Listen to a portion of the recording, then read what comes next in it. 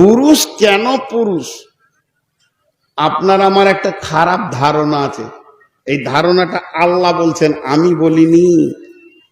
আমি বললে আপনি আমার গলাকে চেপে ধরবেন আর বলবেন যে কি ঝোঁটা কথা শুরু করেছিস। আল্লাহ বলছেন, ধারণাটাকে আলাদা করে দিচ্ছেন। যদি কোনো ছেলেকে বলা হয় তোমার বিবি কে না মহিলা, তুমি কে না আমি পুরুষ, আমি মেয়েদের লিস্টে নাম লিখব না, আমি মহিলা হব না, আমার পুরুষের লিস্টে নাম থাকবে, আমি পুরুষ। তাহলে ওকে আমি জিজ্ঞেস করব তুমি কেন পুরুষ, আল্লাহ কি বলেছে বলো। তখন সে মনে মনে ভাববে যে আমি পুরুষ এই জন্যই যেদিন আমি বিবিকে বিয়ে করে নিয়ে আসি সেদিন একখানা মানুষ আমার বিছানায় এসেছে, আর আমি এত দামি পুরুষ ওকে 4টা 6টার ছেলের মা বানিয়ে দিয়েছি। এরপরে যদি আমাকে কেউ পুরুষ না বলে তো রাগ করব। পুরুষত্বের প্রতীক চিহ্ন হলো ছেলের মা বানানো। যদি মা বানানোটাই পুরুষের প্রতীক চিহ্ন হয়, তাহলে আমি নূর মোহাম্মদ বলছি, কান করে শোনেন, একটা পুরুষ খুব মেহনত করলে 1 বছরে 1.5 বছরে একটা কিংবা জমজ হলে 2টা ছেলের মা বানাবে। আর শূকর এক সিজনে 18টা সন্তানের মা বানায়, কুত্তা 7টা 8টা ছেলের মা বানায়। তাহলে ওরা কি আমাদের থেকে দামি পুরুষ? জি না, আমার আল্লাহ ওই ভেজালটাকে মেরে দিয়েছেন। এরকম একটা কথা আয়াতে বলে, বিমা ফাদ্দালাল্লাহু বা'দাহুম আলা বা'দিন, ছেলের মা বানানো আর ছেলের মা হয়ে যাওয়া দুটার নাম পুরুষত্ব মহিলাত্ব নয়।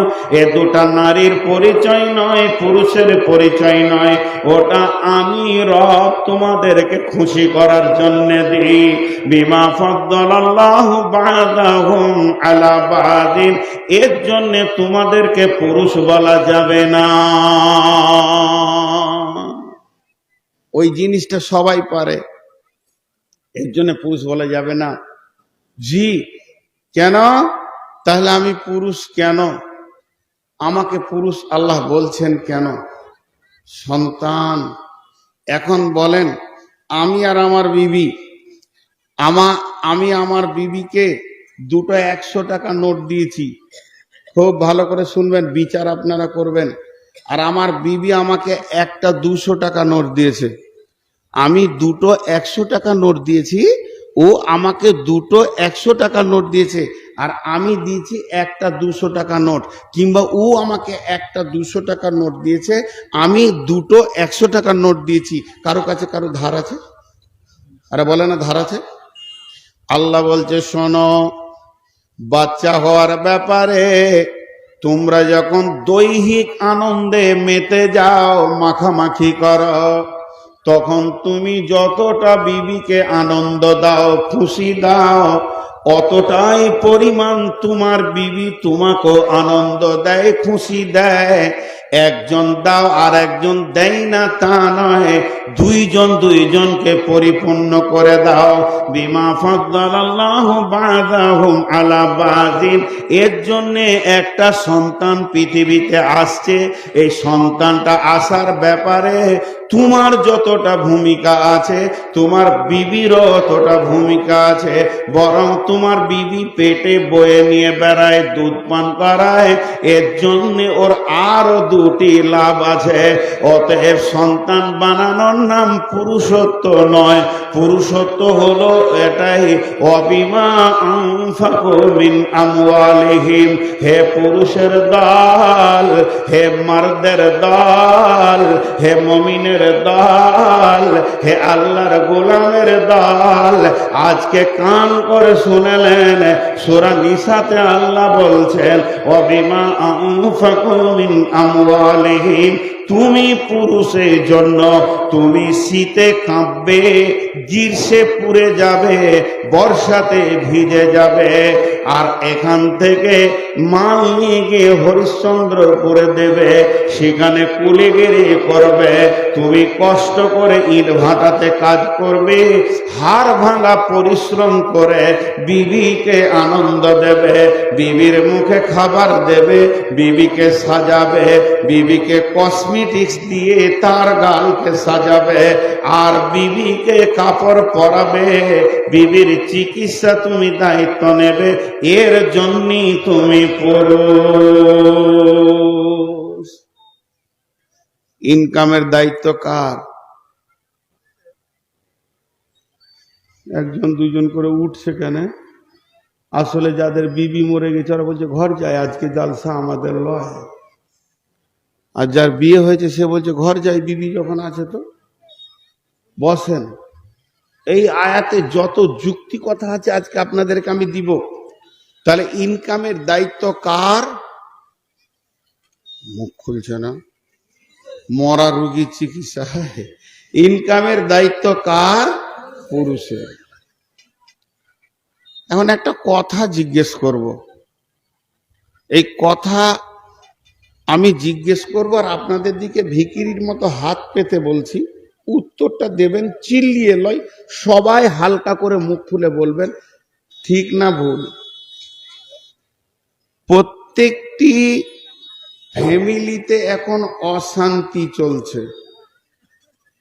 ঠিক না ভুল বললে না? একবার মুখ খুলেন আল্লাহর রাস্তায়। তবে আমাকে বুঝাতে ভালো লাগবে ভাই, আপনারা জ্ঞানী মানুষ, বুদ্ধিজীবী মানুষ, আপনাদের সামনে আমাকে কথা বলতে ভয় লাগছে, তো একটু হ্যাঁ না বললে আমাকে ভালো লাগে। আমি অনেক জালসাতে বলি, আপনারা নিচে বসে আছেন খড়ের পলের ওপরে, আমি আছি মঞ্চে, তারপর আবার চেয়ারের ওপরে, তাহলে কার দাম বেশি? বলছে সবাই আপনার দাম বেশি। মাথা খারাপ? দাঁড়ির দুটা পাল্লা, যেটা ওপরে থাকে ওর মাল নাই, যেটা নিচে থাকে ওরই মাল আছে। উঁচাতে বসে থাকা যদি সম্মান বেশি হতো তো বাঁদর তো অনেক উঁচাতেই থাকে, ওকে হেডমাস্টার করেন গা। তো আমি তো সেই বাঁদর বলি উঁচাতে বসেছি। যত জ্ঞানী আপনারাই, তো একটু মুখ খুলে আমাকে আগিয়ে এলেন, নাহলে আমি ক্লান্ত হয়ে যাব। আপনি বুঝতে পারবেন, তখন আমি আর একটা সাবজেক্ট ধরতে পারবো, কারণ আমি ধারাবাহিক বক্তব্য রাখি, শুধু এটা আপনাদের দোয়াতে। কিন্তু আমি বড় আলিম নই, জোরহাত করে বলছি, আমার কাছে কেউ ফতোয়া জিজ্ঞেস করবেন না, ফতোয়া দিব না, লাই দিতে পারবো না, পুঁজি নাই, মুখস্থ করা মাল ঝাড়ছি, লেবেন লেবেন, না লেবেন না লেবেন। তো অতএব একবার করে মুখ খুলবেন। চারটা কথা জিজ্ঞেস করব। প্রত্যেকটা ফ্যামিলিতে এখন বেটার বিয়ে দিয়ে বউ বেটা এই নিয়ে শান্তি না অশান্তি? একটা গেল। 2 নম্বর, প্রত্যেকটি দাম্পত্য স্বামী স্ত্রী যে পৃথিবীতে বাস করছে, এদের ভিতরে স্ত্রীর কথাই বেশি চলছে না পুরুষের কথাই বিবি বেশি চলছে? স্ত্রীর কথাই বেশি চলছে। 3 নম্বর, যে বাচ্চাগুলো হচ্ছে ছোট ছোট ছোট ছোট লালু ভুলু সুন্দর সুন্দর, তাদের তো বুদ্ধি কম, তারা মামাকে খালাকে বেশি ভালোবাসে না চাচাকে ফুপিকে বেশি ভালোবাসে? বলেন, মামার দিকে বেশি ধরছে না? 4 নম্বরটা জিজ্ঞেস করে নিব, যে বউগুলো আসছে শ্বশুর শাশুড়িকে দেখতে পারছে? জোরে বলেন। এটা এই পর্যন্ত রাখেন। 3-4টা জিনিসকে নিয়ে এক জায়গায় করবো, মাঝে উল্টো পাল্টা কেউ করিয়ে না, তাহলে আমার ব্রেন থেকে সরে যাবে। এই 4টা রোগ প্রত্যেকটি ফ্যামিলিতে জুড়ে গেছে, এটা জমার খাতায় 5 মিনিট রাখেন। এরপর আর একটা অ্যাঙ্গেল টানছি, বিয়েতে পণ নেওয়া যাবে না এমন কোনো হাদিস আছে? আমি জানি না, কারণ আমি বললাম কমজোর।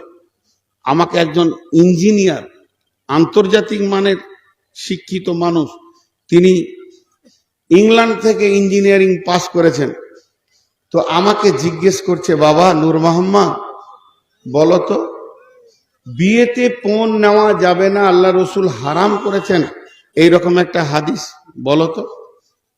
বলে চাচা আমাকে 1 সপ্তাহ টাইম দেন।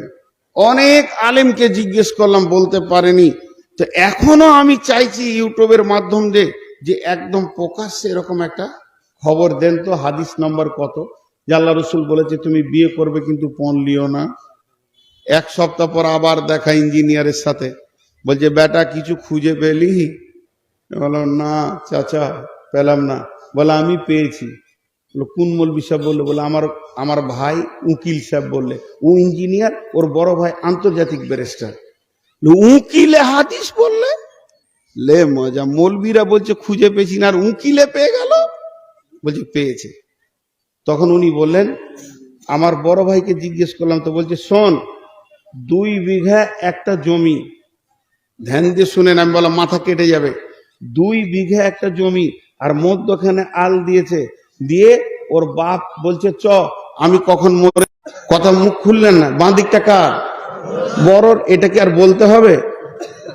উকিল সাহেব বলেছে ভাই, বিশ্ব নবী বলছেন তোমরা যখন মেয়েকে বাড়িতে বিবি করে আনবে, শ্বশুর বাড়িতে যাবে, শ্বশুরের বেটিকে তোমার বিছানার বিবি করে আনবে, তখন তুমি তার হাতে পয়সা দিয়ে, মহারানা দিয়ে, মহারানা মানে হচ্ছে মেয়েটি হারাম ছিল, তাকে টাকা দিয়ে সাক্ষী রেখে খুতবা পড়ে ইজাব কবুলের মাধ্যম দিয়ে তুমি হালাল করে নিয়ে চলে আসবে। যখনই বলে দেবে ওই মেয়েটা তোমার বিছানায় হালাল হয়ে যাবে।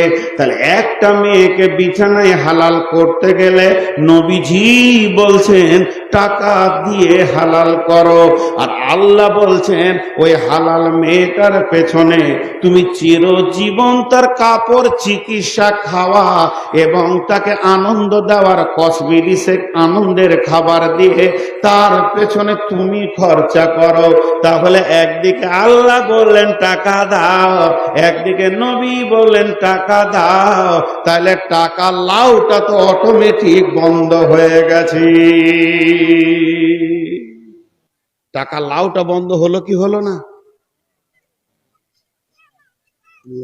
টাকা লাউটা অটোমেটিক বন্ধ হয়ে, বাস। এবার আপনাদেরকে উত্তর দিচ্ছি। ওই যে ঘরের অশান্তি 4টা পর পর গুনিয়ে দিব, আমি কোরআনের আয়াতের তাফসীর করছি। পেছনে কি হচ্ছে? কার ভুট্টার ভুইকে নষ্ট করছে, সেও চিল্লাইছে, ওরাও চিল্লাইছে, পেছনে খুব সমস্যা চলছে। ভাই এতটুকু আপনাদেরকে ধোকা দিচ্ছি না, সূরা নিসার আয়াতটা ধরেছি। আমার মাথা তো বুদ্ধি কম, তো মোটা হুঁস মানুষ, তা আয়াতের নাম্বারটা বলে দিই একবার দেখে। হায়রে আল্লাহ, খুব চিল্লাইছে। জি, আয়াতের নাম্বার হচ্ছে 34 সূরা নাম্বার 4, আর আয়াতের নাম্বার 34 সূরা নিসা। দেখে নেবেন, আমি কেটে কেটে তাফসীর করছি। এবার এই অশান্তিটা কেন হচ্ছে? সিলিং ফ্যান দেখেছেন? একটু হানা বলেন গো। আমার বাপ বলছে বেটা 2 বিঘা জমি চাষ করে, আর 2টা বুড়া